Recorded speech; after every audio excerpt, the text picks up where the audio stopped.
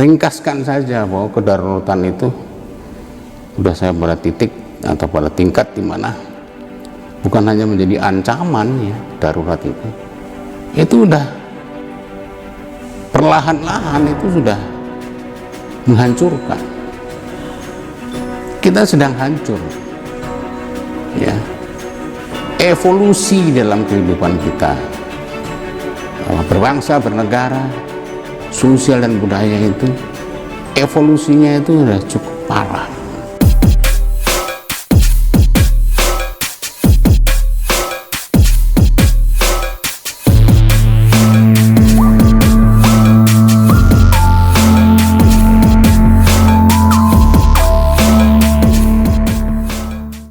Oke, ya bertemu kembali dengan Raja Pancadhana ya, dengan rubrik Kopi Panas. Seperti biasa, nikmati dulu kopinya ya, panas tapi tetap dingin hatinya. Saudara-saudaraku sekalian, setanah air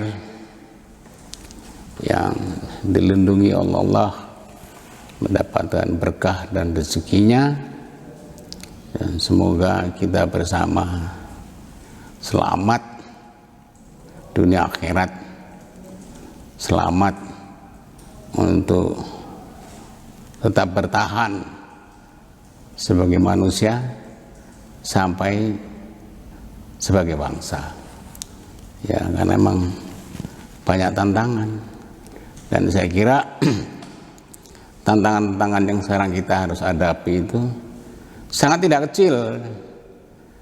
Yang persoalannya yang paling buat saya itu yang paling utama adalah tantangannya sangat tidak kecil itu seperti dianggap remeh hampir oleh seluruh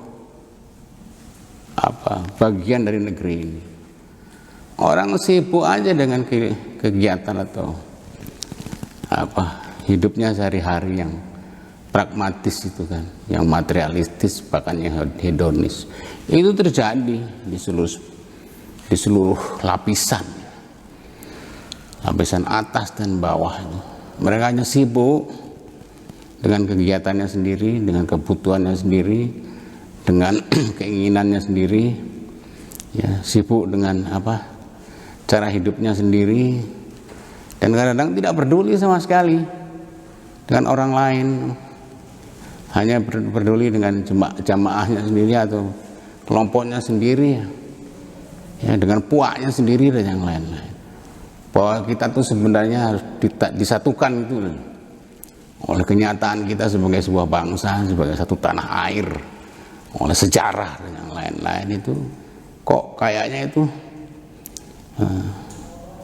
seperti terburai, seperti terurai ya, menjadi serpihan-serpihan yang sampai sekarang itu yang menjadi ancaman yang serius, karena uraian itu benar-benar menciptakan keadaan yang membuat negara kita itu tidak lagi utuh gitu.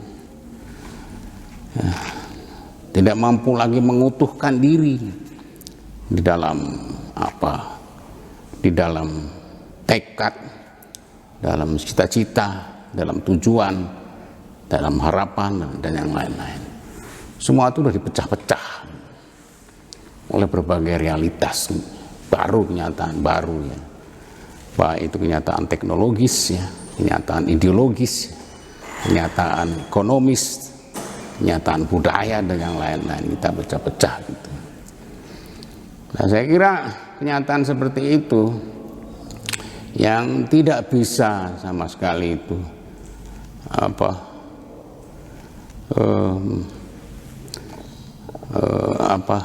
tidak sama sekali mengganggu itu kesadaran kita bersama, mengganggu bahwa kita itu sedang merasa berada dalam keadaan yang genting itu udah berkali-kali saya mengatakannya itu di dalam Kopi Panas ini juga itu kan.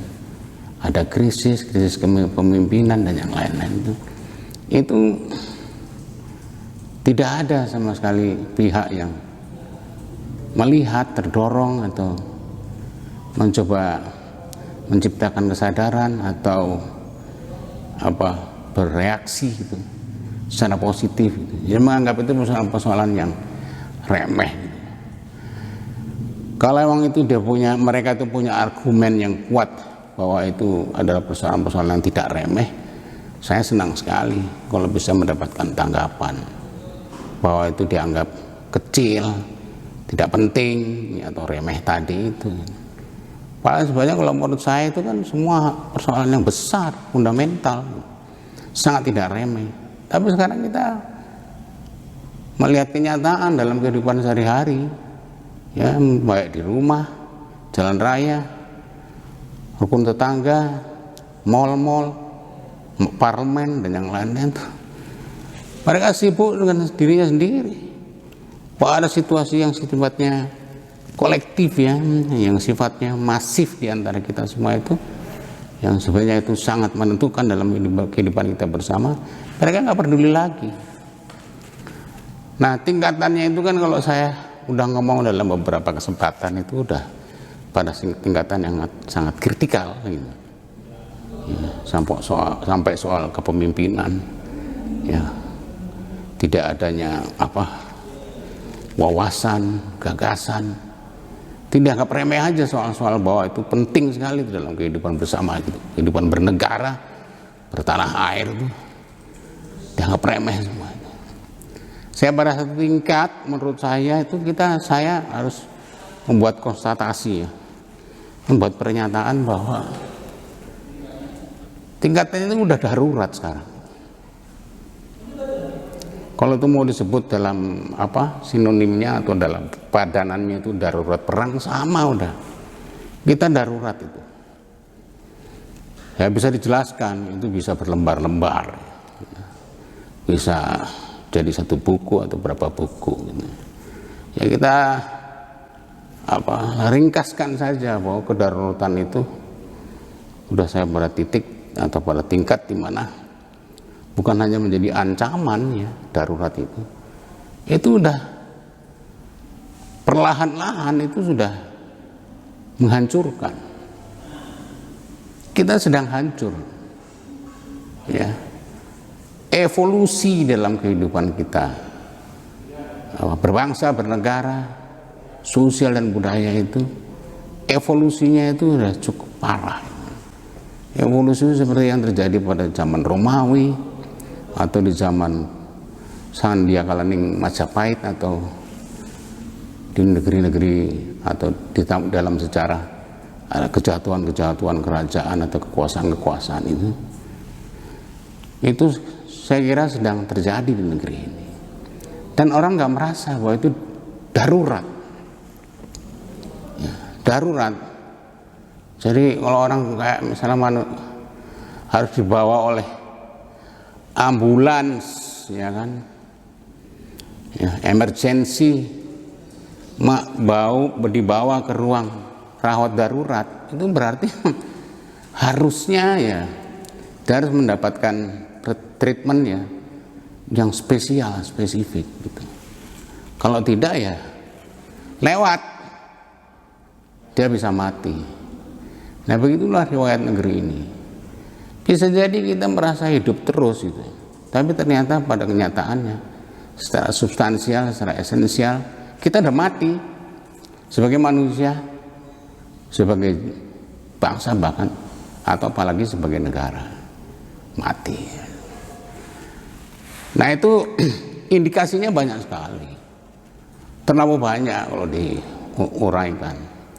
Saya hanya ingin melihat, nggak perlu menyitir lah, tetapi kita tahu semua bagaimana kritik-kritik dari berbagai kalangan ya, dalam dan luar negeri, dari barat maupun timur, terhadap negeri ini, terhadap bangsa ini, yang mengamati bangsa ini secara cermat dan seksama, baik itu sebagai researcher atau sebagai akademisi, peneliti, atau mungkin juga cendekiawan lain, budayawan, atau politikus atau negarawan lain melihat bangsa kita itu kelihatan gitu loh, bahwa ternyata banyak yang nggak beres ya nggak brengsek ya dalam penataan negara kita ini.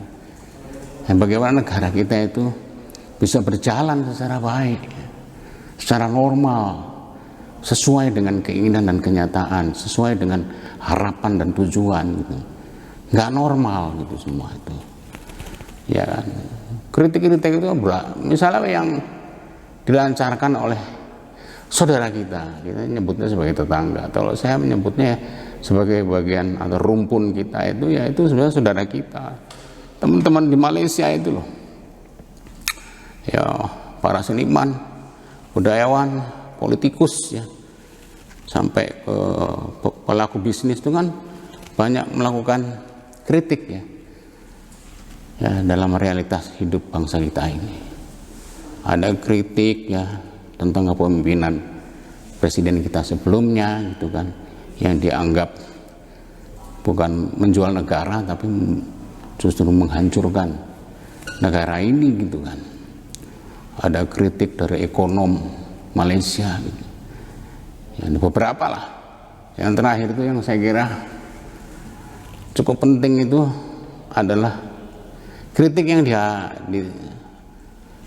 disampaikan oleh mantan Perdana Menteri Malaysia. 2 kali jadi Perdana Menteri dalam jabatan yang cukup lama, memiliki wibawa tertentu di Malaysia juga di negara-negara Asia lainnya, bahkan di tingkat global. Saudara Mahathir Mohamad itu membuat kritik yang buat saya itu memalukan. Saya malu sebagai bagian dari bangsa ini. Saya nggak tahu apakah bagian lain dari bangsa ini tidak merasa malu, terutama di kalangan pemerintah, ya, di kalangan pejabat negara, atas sampai bawah.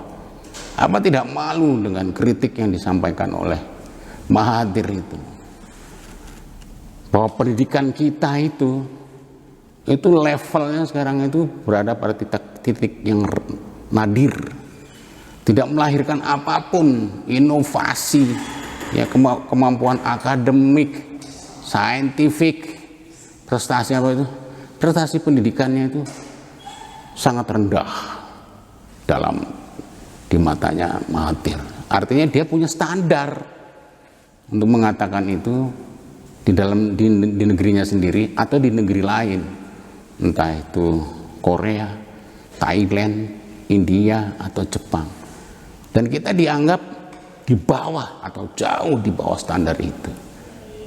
Nah, bagaimana kita harus menanggapi kritik semacam itu dari seseorang yang sebenarnya menurut saya ya tidak punya kebencian, tidak punya kepentingan kecuali bahwa dia punya empati sebagai satu rumpun dengan kita. Dia ingin bangsa ini karena dia tuh punya hubungan yang sangat karib dengan kita sejak zaman Soekarno, sehingga dia dianggap sebagai Soekarno kecil dan yang lain-lain. Hubungan dia itu yang sangat emosional itu sebenarnya yang menjadi dasar kritik dia itu. Dia ingin negeri ini itu menjadi lebih baik atau bangkit. Nah, kritiknya itu buat saya ya, walaupun sebenarnya dalam hitungan saya itu sebenarnya Mahathir itu masih punya mungkin 100 itu berapa ratus kritik terhadap bangsa ini. Yang dia sebut di dalam pernyataan-pernyataan yang sudah beredar di media massa atau di media sosial itu. Ya, dia menyebut soal pendidikan dan bagaimana bangsa ini terjebak ya dalam cara beragama, ya, religiusitas ya, yang menurut dia itu cuman membicarakan soal neraka, soal halal haram, ya, soal hal-hal yang sifatnya itu ya sudah jelas itu menjadi aturan-aturan atau norma-norma atau akidah agama itu. Tapi sekarang itu tiba-tiba menjadi persoalan yang menjadi besar gitu. Sehingga kita tuh justru melupakan hal-hal yang lebih besar dari kehidupan kita bersama itu, dalam berbangsa, dalam yang lain. Kita tiba-tiba menjadi kerdil gitu ya. Dalam pernyataannya Mahathir itu kita ngomongin soal-soal yang sangat fatalistik ya, tentang haram, surga, neraka ya. Padahal pada sementara itu mereka itu, kita itu tiba-tiba terjebak, terkubang oleh satu diskurs gitu ya. Yang tadi yang saya bilang itu diskursnya evolutif ya, involutif ya. Kita dari bangsa yang involutif. Nah itu yang sangat disesalkan atau dikhawatirkan ya. Yang saya ingin, yang Mahathir mungkin ingin itu perbaiki itu. Karena pada saat yang bersamaan kita tuh malah sibuk mendelegitimasi negerinya sendiri, mendelegitimasi pemerintahnya sendiri. Tiba-tiba kehilangan kepercayaan kepada pemerintah karena dia udah mendapatkan satu tautan baru, mendapatkan satu fatwa baru, mendapatkan satu pernyataan baru dari tadi itu tokoh-tokoh yang justru menciptakan kekerdilan dalam pemahaman agama itu. Agama itu selesai itu dengan hal-hal yang sifatnya seperti yang disebut oleh Mahathir itu.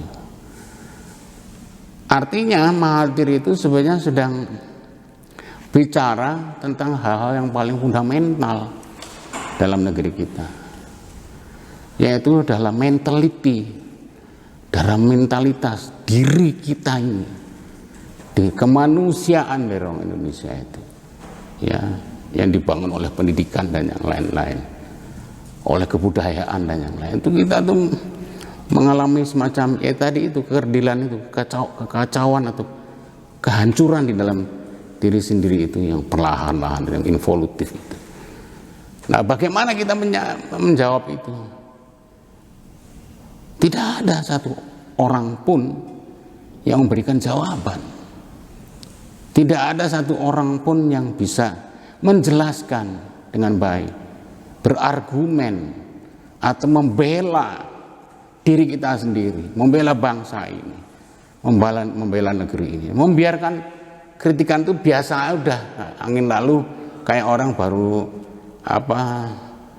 buka WA gitu, setelah itu dia tutup lagi, udah masalah selesai, saya kembali dalam kehidupan saya yang normal itu, kehidupan normal yang sebenarnya tidak normal lagi.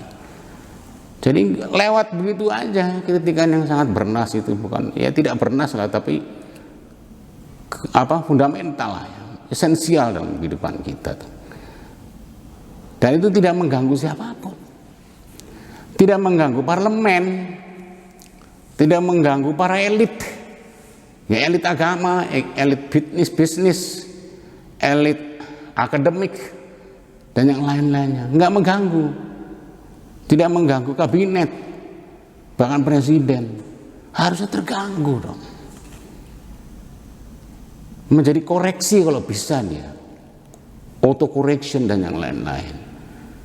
Kok ada saudara saya yang baik hubungannya selama ini, ya kan, dengan di antara presiden-presiden kita selama ini kan itu angkatannya Soeharto, itu sangat senior, kok nggak diperhatikan, dianggap remeh, dianggap kecil. Nah inilah yang memperlihatkan betapa kita tuh imbesilnya itu, stupid itu, ya. Itu orang udah, kalau imbesil itu udah kayak otaknya itu udah berkurang atau mendekati si panse atau gimana gitu. Karena nggak bisa memamah, nggak bisa mengunyah, nggak bisa memahami, mengkomprehensi dengan baik gitu, sehingga itu menjadi kesadaran. Ini nggak sadar-sadar karena emang kemampuan intelektualnya itu direndahkan atau oleh dirinya sendiri gitu kan. Dia profesor kayak atau dia menteri kayak itu, tapi ternyata kecerdasannya itu sangat tidak mampu untuk memamah tadi itu, mengkomprehensi itu tadi menjadi sebuah kebijakan, menjadi keputusan. Terus kemana mereka itu semua? Apa yang telah mereka lakukan bagi negerinya sendiri? Hei anggota DPR, hei kepala-kepala lembaga yang begitu banyaknya, ya, hei para menteri, hei para pemimpin-pemimpin masyarakat yang notabene dia tuh mendapatkan amanah, mendapatkan kepercayaan dari publik, dari masyarakat, bersama fasilitas-fasilitasnya yang menurut saya bisa diukur itu mewah. Lalu apa yang telah dilakukan? Kecuali tugas-tugas yang sifatnya normatif saja gitu. Padahal tugas-tugas lain yang harusnya dia laksanakan, dia lakukan sebagai warga negara. Ya katakanlah misalnya kita melihat pelanggaran-pelanggaran terjadi di sekitar kita, lalu lintas gitu misalnya, kita mana peduli, ya kan? Ada mobil-mobil dengan plat nomor tertentu gitu, seperti merajai lalu lintas, merajai jalanan, masuk ke busway dan yang lain-lain itu, kita nggak peduli bahwa itu melanggar norma, aturan, regulasi. Kan kita merasa kita juga bagian dari itu, kita melakukan itu bersama, rusak bersama, ya, masif, kolektif. Nah, bagaimana mereka mau melakukan sesuatu pada negara ini kalau mereka sendiri menjadi pelaku dari hal-hal yang sifatnya destruktif dan negatif itu? Terus di mana tanggung jawab para negarawan dan yang lain-lain? Sementara sebagian dari mereka itu bukan hanya bergelimang dengan fasilitas yang diberikan oleh negara, duit kita itu, ya, duit rakyat itu dia gunakan untuk kegelimangan atau kemewahan itu. Sebagian lain masih saja mencuri duit kita. Kasus terakhir dari Menteri Kelautan itu udah menunjukkan, ya kan, ada korupsi istilahnya, bukan kolektif, massal gitu loh, korupsi yang dilakukan secara bersama-sama gitu loh, terjadi di kementerian itu kan. Ketika saya lihat daftarnya orang-orang yang terlibat di dalam bisnis lobster itu, siapa yang jadi pengusahanya, ya kan, ya, siapa yang mendapatkan izin lobster dan yang lain-lain itu orang-orang yang semua itu tidak jauh dari kekuasaan, ya, dari kementerian juga dari partai tertentu. Ternyata partai itu digunakan untuk mendapatkan rezeki-rezeki itu. Jadi partai itu ternyata, ya, sebagian itu memberikan bukti bahwa partai itu digunakan untuk bisa mendapatkan profit, ya, keuntungan-keuntungan yang sifatnya pribadi, ya. Mengenaskan kalau misalnya hal itu juga terjadi pada partai-partai lain, ya. Terjadi pada anggota DPR yang sebenarnya itu menjadi subordinan dari partai. Seberapa banyak, seberapa besar, ya, keuntungan, baik itu sah atau tidak sah, itu dilakukan oleh anggota partai maupun atau anggota DPR ke partainya itu. Sentorannya berapa dan lain-lain. Seberapa jauh para pemimpin partai itu, ketua-ketua partai itu juga ikut bersama menanggulangi atau mencegah terjadinya praktek-praktek semacam itu.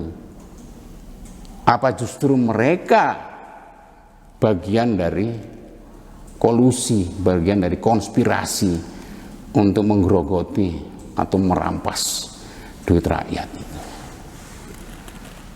Ya perlu dibuktikan, tapi itu bukan rahasia umum, bukan rahasia pribadi, itu udah umum, semua orang udah tahu. Ya artinya itu pihak-pihak tertentu di partai atau di DPR atau di kementerian itu kan sama-sama tahu gitu loh.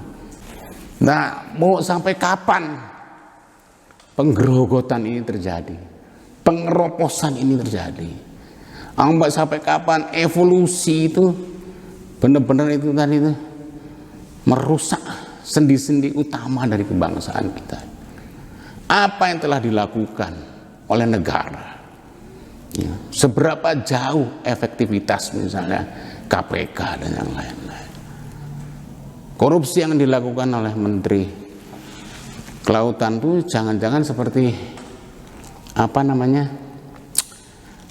PMEO lah ya, atau peribahasa atau pemahaman yang dimiliki oleh para pencuri yang lainnya itu.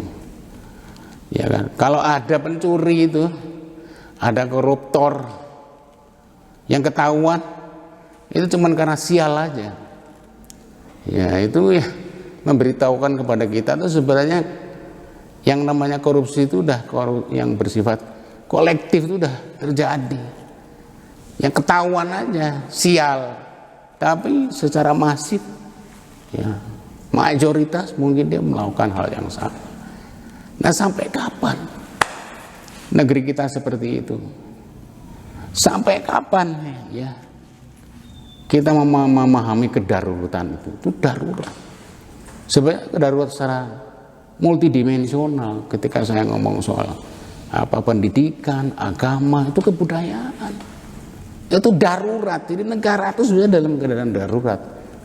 Secara ekonomis, secara juridis, ya, secara politis, itu sudah mengalami kerusakan yang dilakukan oleh kita sendiri dan terutama oleh para elit. Apa itu tidak darurat?